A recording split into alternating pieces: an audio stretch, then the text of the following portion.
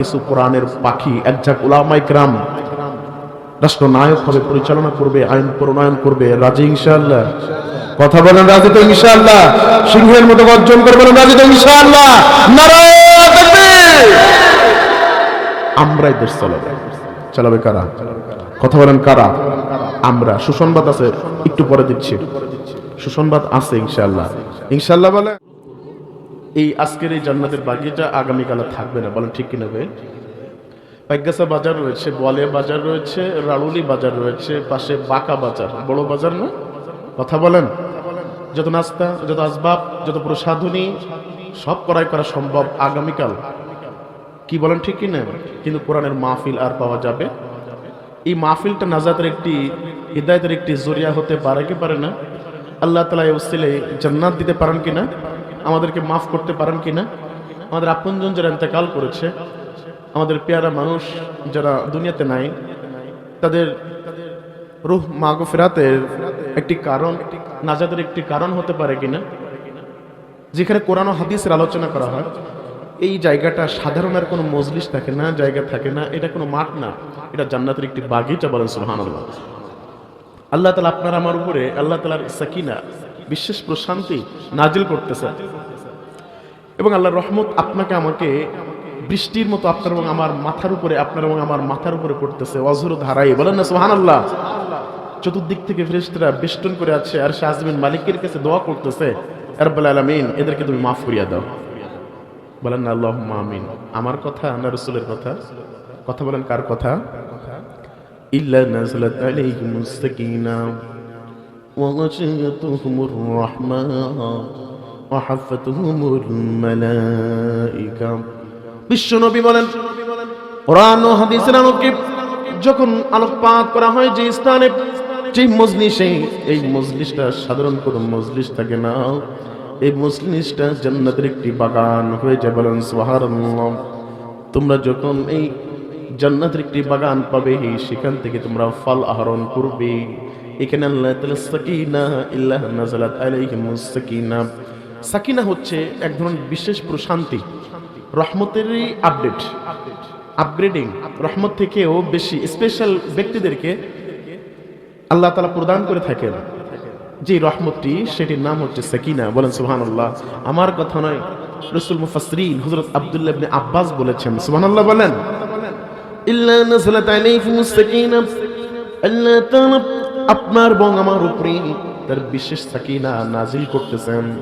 ওয়া গাশিয়াতুহুর রাহমা, আল্লাহ তাআলা ওযরুতারাই বৃষ্টির মতো করে আপনার এবং আমার উপরে রহমত ছিটাচ্ছেন। বলেন সুবহানাল্লাহ।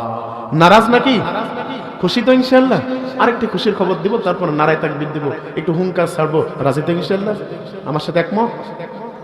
শেষ কথা হচ্ছে, এই হাদিসের শেষের দিকে আল্লাহ রাসূল বলেন, আহাফাতুহুমুল মালায়েকা,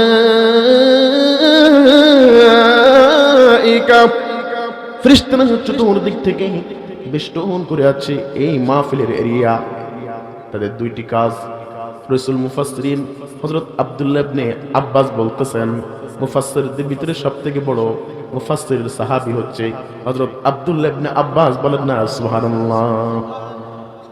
আর মাসালা জগতে, ফিকহ জগতে মুফতি, সবথেকে বড় ফকিহ ছিলেন হযরত আব্দুল্লাহ ইবনে মাসউদ রাদিয়াল্লাহু। বলেন না সুবহানাল্লাহ। সবথেকে বড় মুহাদ্দিস ছিলেন হযরত আবু হুরায়রা রাদিয়াল্লাহু তাআলা আনহু। আর মহিলা সাহাবীদের থেকে, হযরত আম্মা জানদের থেকে হযরত আয়েশা সিদ্দিকা রাদিয়াল্লাহু তাআলা আনহা। বলেন না সুবহানাল্লাহ। কথা বলেন না সুবহানাল্লাহ বলেন। রাসূল মুফাসসিরিন হযরত আব্দুল্লাহ ইবনে আব্বাস রাদিয়াল্লাহু তাআলা বলেন, আল্লাহ রাব্বুল আলামিনের এই ফেরেশতারা মাহফিলের, কোরআন শুধু এখানে না, যেখানে কোরআন হাদিসের আলোচনা হয়, সেটা হতে পারে যে কোনো মজলিস, যে কোনো উঠান, যে কোনো বাড়ি বা মসজিদ, বা যে কোনো একটি আঙ্গিনা, যে কোনো একটি মাঠ, মাহফিলের মাঠ, যেটাই হোক না কেন, সেটাই এই ফেরেশতারা চতুর্দিক থেকে বেষ্টন করে থাকে, আর শাহজিবের মালিকের কাছে দোয়া করতে থাকে।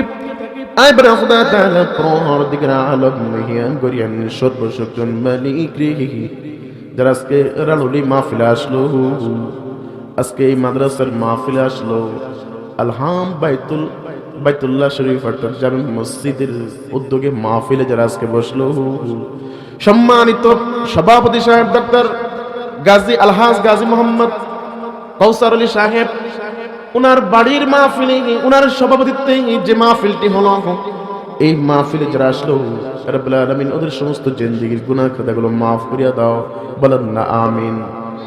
দ্বিতীয় নাম্বার দোয়া করে রব্বুল আলামিন শুধু মাফ করলেই চলবে না, বরং তাদেরকে নাজাতের ব্যবস্থা করতে হবে, মাফ করে জান্নাত দিয়ে দিতে হবে, বলেন না সুবহানাল্লাহ। মাফ তো করবে, আবার দ্বিতীয়ত কি করবে? নাজাত। এজন্য আমরা একটু প্রশংসা করব, বলেন আলহামদুলিল্লাহ। আল্লাহ রাব্বুল আলামিন এত সব ব্যবস্থাপনা করেছেন, নাজাতের জরিয়া রেখেছেন, এরপরেও আমরা দোকান পাটে রয়েছে, হাটে বাজারে রাস্তাঘাটে বাড়িতে কাল বিলম্ব করতেছে। আমি আবারও উদাত্ত আহ্বান জানাবো, আমি আবারও রিকোয়েস্ট করব, অনুরোধ করব, আমরা এখনো পর্যন্ত যারা রাস্তাঘাটে দোকানপাটে বাড়িতে বাজারে কাল বিলম্ব করতেছি, আর কাল বিলম্ব না করে অনতি বিলম্বে আমরা মাহফিল প্যান্ডেলে চলে আসি। মহান রব্বে কারীম নাজাতের একটি, ওই হিদায়াতের একটি জরিয়া বানাই দিবেন, বলেন আমিন। কোরআন হাদিসের ভিতরে ঢুকে যাচ্ছি, প্রারম্ভিকা আর নয়, কোনো ভূমিকা ছাড়াই আলোচনা, যেহেতু আমার পরে আরো দুইজন বক্তা রয়েছেন 24 পরগনা ভারত থেকে হযরত আল্লামা হাফেজ মাওলানা শফিউর রহমান সাহেব, উনি পাশেই এসে গেছেন, বলেন আমিন। আকলঘাটা অবস্থান করতেছেন অলরেডি। এরপরে আমার বড় ভাই দক্ষিণবঙ্গের নয়নমণি মুফাসসির কোরআন হযরত আল্লামা হাফেজ মাওলানা আব্দুল হান্নান ওমর ভাই, তিনিও আমাদের মাঝে উপস্থিত হয়েছেন। নারায়ে তাকবীর, নারায়ে তাকবীর। আজকের মাহফিল সফল হোক, সার্থক হোক, নারায়ে তাকবীর। আল্লাহ তাআলা কবুল করুন, বলেন আমিন। রাস্তাঘাটে দোকানপাটে বহুত লোক দেখেছি সমবেত হয়েছে, বাজারে দেখলাম তার 10 ভাগের 1 ভাগও কিন্তু আজকে যদি প্যান্ডেলে বসতো তাহলে আমার মনে হয় আরো বেড়ে যাইতো, শ্রোতা দর্শক আরো বেড়ে যাইতো, বলে ঠিক কিনা? আমরা দুনিয়াকে প্রাধান্য দিচ্ছি, আখিরাতকে প্রাধান্য দিচ্ছি। সরাসরি তাফসীরের ভিতরে চলে যাই। আল্লাহ রাব্বুল আলামিন বলেন, قل إن صلاتي ونسكي ومحياي ومماتي لله رب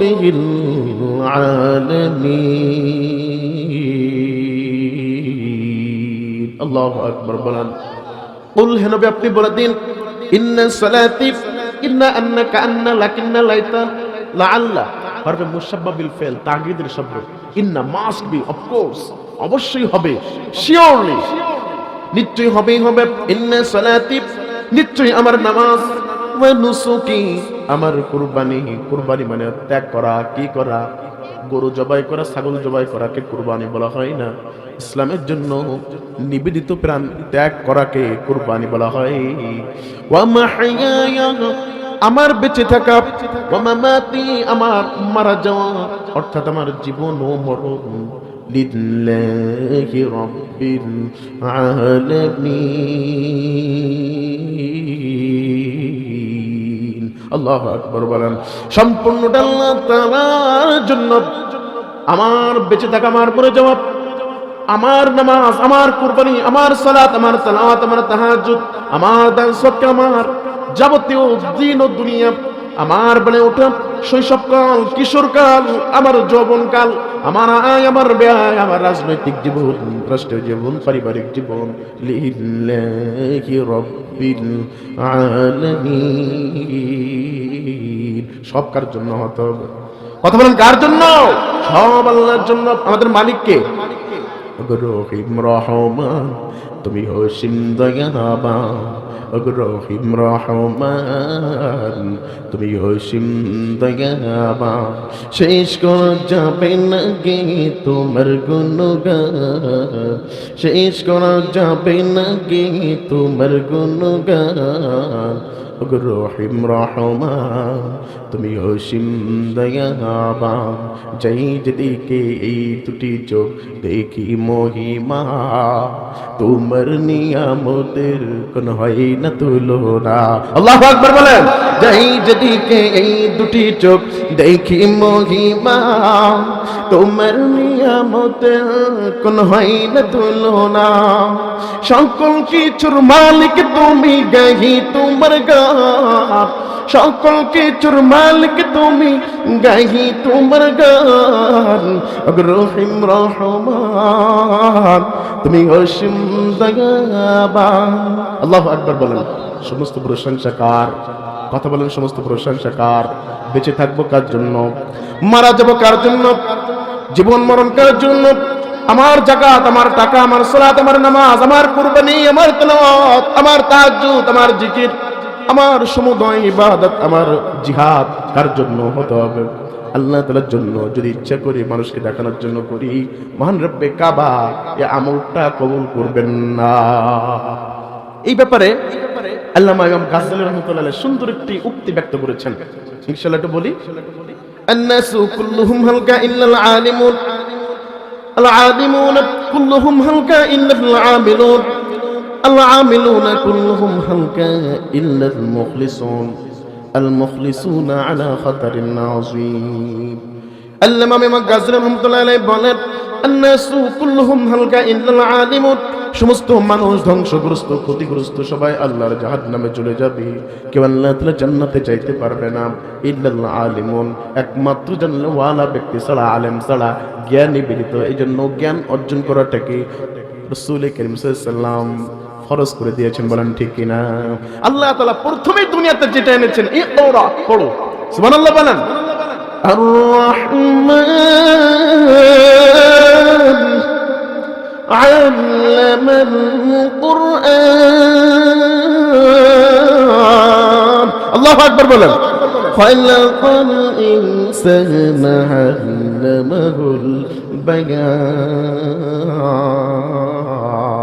আল্লাহ তাআলা নিজে বললেন আমার নাম রহমান আমার নাম কি কিয়ামতের ময়দানে রহমান বলবেন না আনার রহমান বলবেন কি বলবেন আমি সেই দয়াময় করুণাময় আমি সেই দয়ালু মেহেরবান আল্লাহ তাআলা দুনিয়াতে আমি আল্লাহর রহমান ছিলাম কিন্তু আখিরাতে আমি রহিম আমি কি রহমান আর রহিমের অর্থ একই রহমান হচ্ছে এমন সত্তাকে বলা হয় যে সবার জন্য দয়া করেন ডিসটেন্স কি রহমান অর্থ দয়ালু রহিম অর্থ কি দয়ালু পার্থক্যটা কি ডিফারেন্সটা কি ডিফারেন্স হচ্ছে এই ডিসটেন্স হচ্ছে এই রহমান সমগ্র পৃথিবীর বাসীর জন্য আল্লাহ তাআলা রহমান দয়ালু আল্লাহ তাআলার গুণকীর্তন কেউ করুক বা চাই না করুক প্রশংসা করুক বা চাই না করুক আল্লাহ তাআলা কুদরতে সিজদায় পড়ুক বা না পড়ুক আল্লাহ তাআলাকে মানুক বা চাই না মানুক আল্লাহ তাআলা সবার জন্য রহমান আল্লাহ তাআলা যদি দয়া না করতেন মায়া না করতেন রহমান সবার জন্য যদি না হতেন সমষ্টিগতভাবে যদি না হতেন কাফের বেদিন একজন হিন্দু খ্রিস্টান বৌদ্ধ নাসারাকে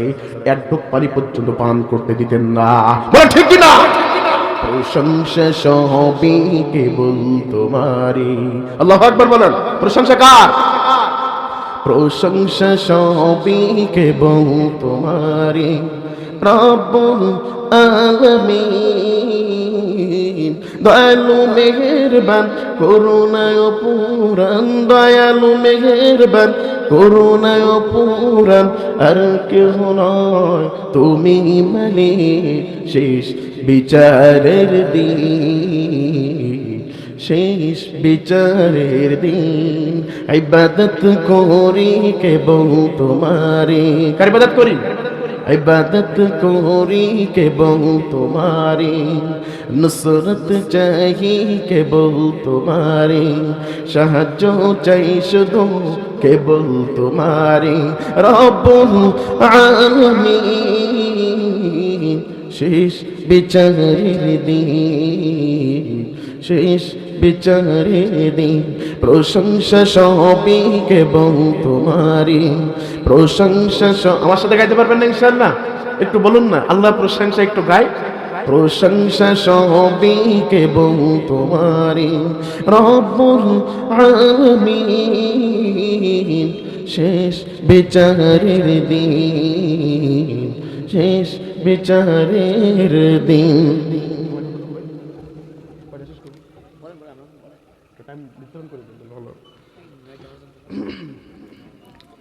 আলহামদুলিল্লাহ, আমাদের প্রধান অতিথি, প্রধান বক্তা আমাদের মাঝে তাশরিফ এনেছেন, বলেন আলহামদুলিল্লাহ। উনি নীলফামারীতে গতকাল রাতে মাহফিল করেছেন, সেখান থেকে সারাটা দিন জার্নি। সম্মানিত সভাপতি সাহেব আমাকে বললেন যে উনি সারাটা দিন জার্নি করেছেন, উনি রেস্ট নিয়েছিলেন পাশে, আমাদের মাঝে তিনি তাশরিফ আনতেছেন। আল্লাহ তাআলা আজকের মাহফিলটাকে নাজাতের জরিয়া বানায় দিক, বলেন আমিন। যিনি আলোচনা করবেন আমি সহ সমস্ত উলামায়ে কেরাম যেন ইখলাসের সাথে আমলের নিয়তে আল্লাহ তাআলা হিদায়াতের জন্য কথা বলার তৌফিক দান করুক, বলেন আমিন। এখন বলুন তো, তাই যদি হয়, যদি আল্লাহর জন্য কুরবানি করতে হয়, রসুলের জন্য যদি সবকিছু করতে হয়, দিন কায়েমের জন্য যদি সবকিছু করতে হয়, তাহলে আমার রসুলকে খুশি করা লাগবে কি লাগবে না? আমার আল্লাহ তাআলাকে খুশি করা লাগবে কি লাগবে না? কথা বলা লাগবে কি লাগবে না? তার একটি বাস্তব দৃষ্টান্ত উপস্থাপন করবো ইনশাআল্লাহ। হাদিসের ভিতরে একটি ঘটনা বর্ণনা করা হয়েছে। কুল ইন্না সালাতি ওয়া নুসুকি ওয়া মাহইয়ায়া ওয়া মামাতি লিল্লাহি রাব্বিল আলামিন। কিতাবের ভিতরে ঘটনা উল্লেখ করা হয়েছে। একজন সাহাবী, কালো, দেখতে কেমন? কালো, মোটেও না ভালো, কুৎসিত, মোটেও ভালো না দেখতে, গায়ের রং কালো, আবার চেহারাও অত ভালো না, আবার গরিব, সাধারণ একটি বংশে তার জন্ম। নাম তার হচ্ছে আসওয়াদ। নাম কি? সাদ আল আসওয়াদ। নাম কি সাহাবীর? জলিল কদর এবং একজন মশহুর একজন সাহাবী, বলেন না সুবহানাল্লাহ। সাদ আল আসওয়াদ দেখতে কালো, মোটেও না ভালো, আবার গরিব, আবার গোলাম, টাকা পয়সা নেই, গরিব। আল্লাহ রাসূল সাল্লাল্লাহু আলাইহি ওয়াসাল্লামকে একদিন তিনটা কথা বললেন। সামনের কাতারের সাহাবী, রসুলকে ভালোবাসতেন হৃদয় থেকে। আবার আল্লাহ রাসূল সাল্লাল্লাহু আলাইহি ওয়াসাল্লাম বিশ্ব নবী এই সাদ আল আসওয়াদকে হৃদয় থেকে ভালোবাসতেন, বলেন না সুবহানাল্লাহ।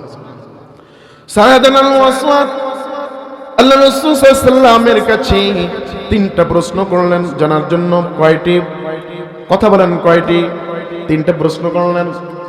ইয়া নবী আল্লাহ, ইয়া রাসূলুল্লাহ, ইয়া হাবিবাল্লাহ, হুজুর গো, দেখতে মোটেও ভালো না, কেউ সম্মান করে না, আমি কি অসম্মানের পাত্র? যেহেতু আল্লাহ তাআলা আমাকে সম্মান দান করবেন।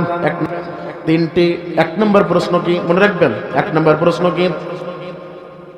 নবীজিকে প্রশ্ন করতেছেন তিনটি। এক নম্বর, সকলেই অসম্মান করে, আমার কেউ সম্মান দেয় না, চেয়ারটা দেয় না।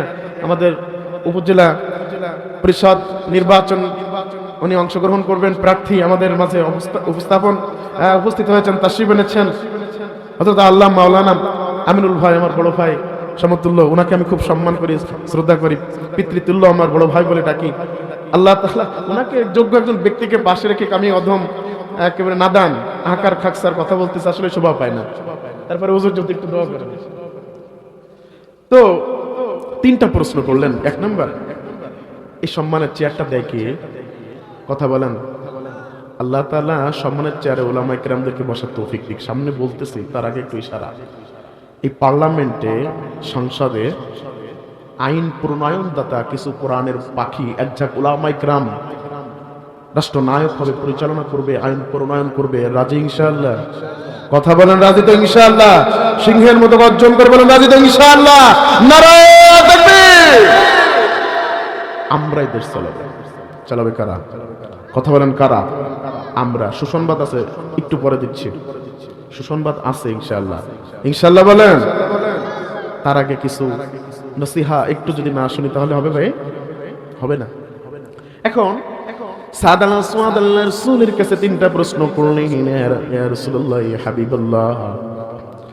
এক নম্বর প্রশ্ন, দুনিয়ার মানুষ আমাকে কেউ সম্মান করে না, আমি গরীব, আমি বংশের দিক থেকে সম্মানিত নই, দেখতেও ভালো না, দেখতে কালো, মোটেও না ভালো, আমাকে কেউ সম্মান করে না, আল্লাহ তাআলা কি আমাকে সম্মান করবে? এক নম্বর।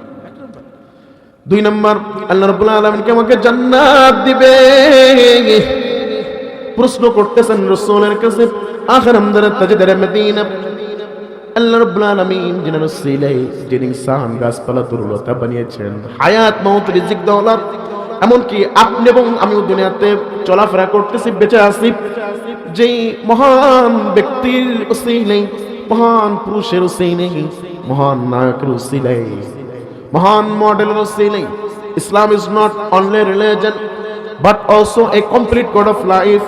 The Holy Prophet, Professor Ahmad Tajdar Medina, Hazrat Ahmad Mujtaba Muhammad Mustafa sallallahu alaihi wasallam is ideal man. Badanna subhanallah. Ideal man. অধিনায়ক তিনি নেতা, বিশ্ব নেতা। বাদান্না সুবহানাল্লাহ। আমরা নেতা মানে ওই যে তেলিসামাত, ওই যে মসজিদটা কুদ্দুসিয়া, ওই যে ওইগুলাতে সামনে থাকে না, পিছনে থাকে। কোথায় বুলেট লাগবে তো তোল লাগবে, আমি যেন বেঁচে থাকি, আমি যেন ঠিক থাকি, কি তাই না? ইসলামের স্ট্রাকচার উসুল এটা নয়। নেতা থাকবে সামনে, বুলেট লাগলে তো আগে নেতার গায়ে লাগবে, বুকে লাগবে। বলেন ঠিক কি ঠিক না? কথা বলেন ঠিক কি না? সাদ আল আসওয়াদ বললেন, আমার ভয় হয় আমি জান্নাতি না জাহান্নামী, আমি জান্নাতে যাব কিনা। ইয়া নবী আল্লাহ, আপনি একটু বলে দেন। তৃতীয় নম্বর, আমি কালো, এত সাহাবীর কাছে গেলাম, এত লোকের কাছে গেলাম, আমার ভাইদের কাছে গেলাম, একজনও আমাকে মেয়ে দেয় না। আমি দেখতে কালো, কুৎসিত, আবার গোলাম জাদা, গোলাম, গরিব মানুষ, টাকা পয়সা নাই, অভাবী, সর্বক্ষেত্রে সব দিক বিবেচনা করে আমাকে কেউ সম্মান তো করে না, আবার আমাকে কেউ মেয়ে দেয় না, বিবাহ দেয় না। আমি একটা যুবক মানুষ, এই যুবক মানুষ, আমি বিবাহের উপযুক্ত ব্যক্তি, প্রাপ্তবয়স্ক, আমি অ্যাডাল্ট, কিন্তু আমাকে বিবাহের উপযুক্ত হওয়া সত্ত্বেও আমাকে কেউ মেয়ে দেয় না, আমাকে কেউ পছন্দ করে না। ইয়া রাসূলুল্লাহ, ইয়া হাবিবাল্লাহ, হুজুর গো, আমাকে কি একটা বউ পাওয়া যায়? আমাকে কি একটু বিয়ের ব্যবস্থা করা যায়? আমাকে কেউ মেয়ে দিবে? কয়টা প্রশ্ন করলেন ভাই? তিনটা। বলেন তো এক নাম্বার কি? ক্লাস চলতেছে, কিন্তু ক্লাস চলতেছে, অ্যান্সার করতে হবে, রেসপন্স করতে হবে। বাড়িতে যে ভাবে কি বলবেন?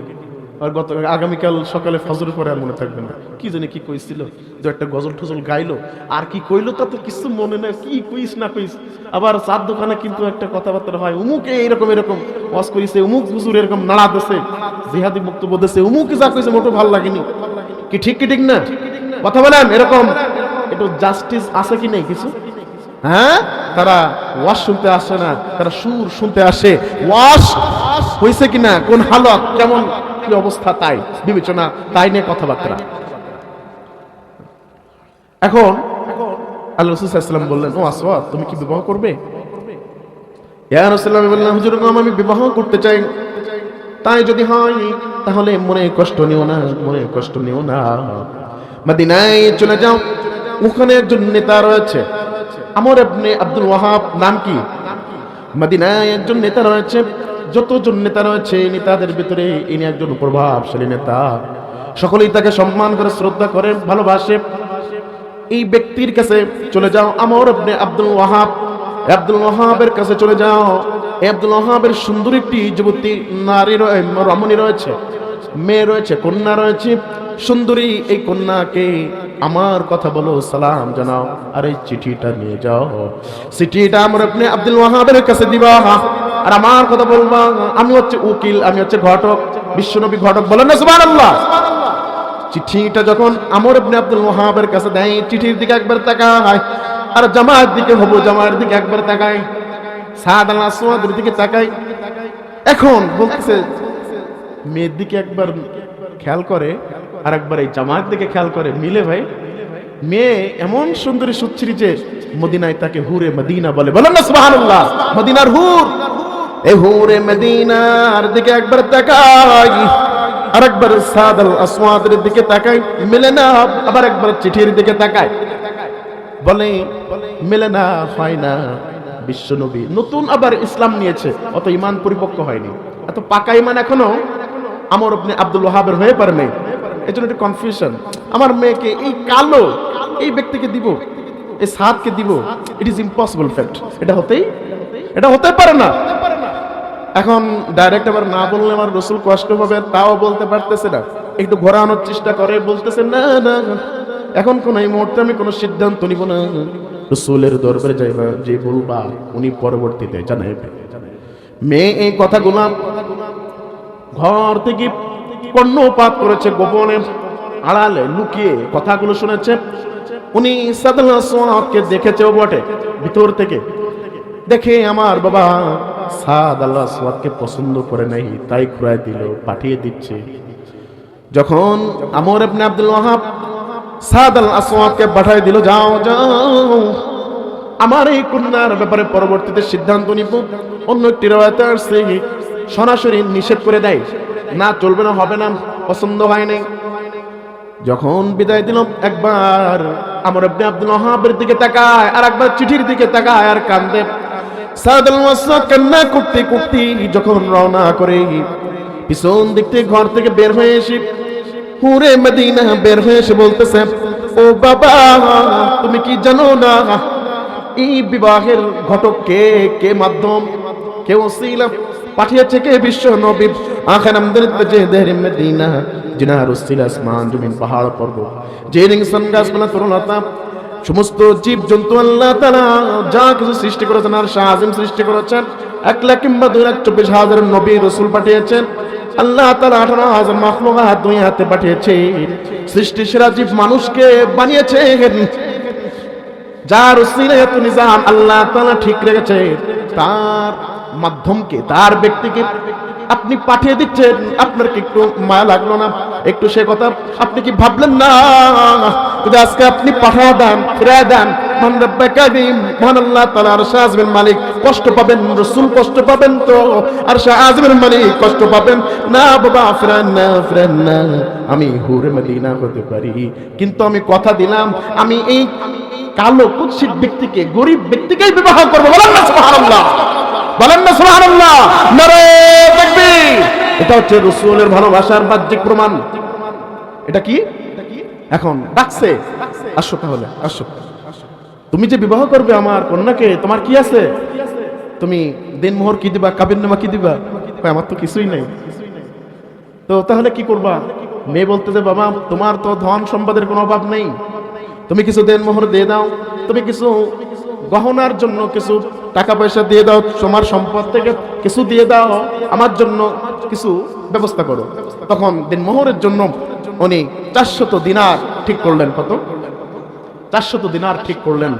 এরপরে তাহলে তোমার স্ত্রীকে তুমি যে কিছু উপঢৌকন দিবা, কিছু গিফট করবা, বিবাহের বাজারঘাট করবা, এটার জন্য কোনো ব্যবস্থা আছে?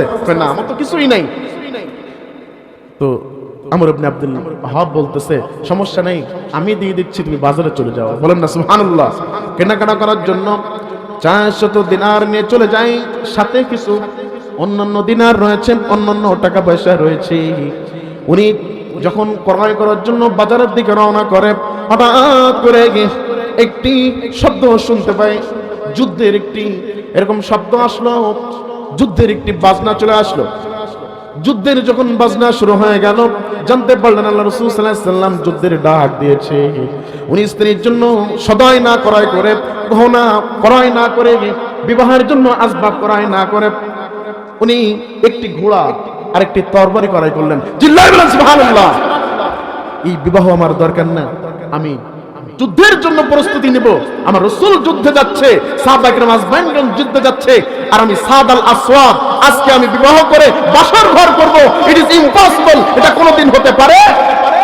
কোনোদিন হতে পারে না, আমার জীবন থাকতে হতে পারে না।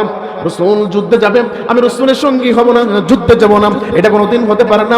তিনি একটি অস্ত্র কিনলেন, তরবারি কিনলেন, আর একটি এইরকম ভাবে ঘোড়া কিনলেন। যখন আচ্ছা আল্লাহ রাব্বুল আলামিন যদি কবুল করেন, আমি ইনশাআল্লাহ এই ঘটনা শোনাবো। মহান রব্বে কারীম যদি কবুল করেন, বলেন আমিন। একটি সঙ্গীত শুনেই আমি শেষ করব। এই সঙ্গীত শুনবেন ইনশাআল্লাহ।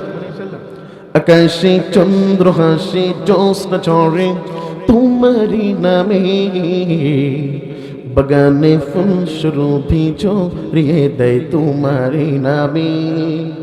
আকাশে চন্দ্র হাসে জ্যোৎস্না ঝরে তোমারি নামে, বাগানে ফুল সুরভি জড়িয়ে দেয় তোমারি নামে।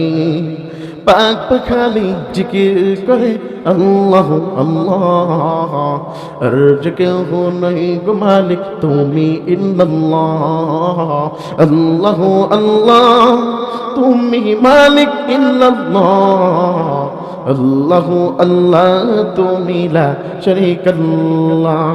আল্লাহ আল্লাহ তুমি মালিক ইল্লাল্লাহ, আল্লাহ আল্লাহ তুমি লা শারীকাল্লাহ।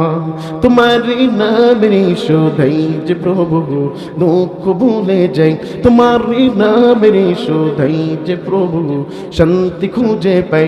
তোমারি ওই নামে কি জাদু যে আছে, তোমারি ওই নামে কি মধু যে আছে, যে মধু অন্য কোথাও নাই। তোমার নামের প্রশংসা গাই আলহামদুলিল্লাহ, তোমার নামের গুণগান গাই আলহামদুলিল্লাহ। যে কেউ নাই গো মালিক তুমি ইল্লাল্লাহ, আল্লাহ আল্লাহ তুমি মালিক ইল্লাল্লাহ, আল্লাহ আল্লাহ তুমি লা শারীকাল্লাহ। যে যখন গাইবে গান ক্ষমা করে দাও তুমি তারে, তোমারে ক্ষমারে আশাই গো প্রভু গাইবারে বারে। যে যখন গাইবে গান ক্ষমা করে দাও তুমি তারে, তোমারে ক্ষমারে আশাই গো প্রভু গাইবারে বারে। শয়নে স্বপ্নে আধারে গোপনে, শয়নে স্বপ্নে আধারে গোপনে, মনে প্রাণে ডাকি তোমারে। তোমার নামের তসবিহ জপি সুবহানাল্লাহ, আর যে কেউ নাই গো মালিক তুমি ইল্লাল্লাহ।